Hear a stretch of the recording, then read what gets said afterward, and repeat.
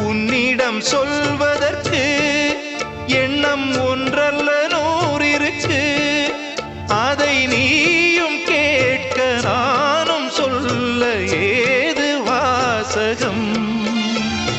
பாதச்சுவடுகள் போகும் பாதை அறிந்திங்கு நானும் கூட வருகின்ற போதும் கூட மறுப்பதோ நீயும்.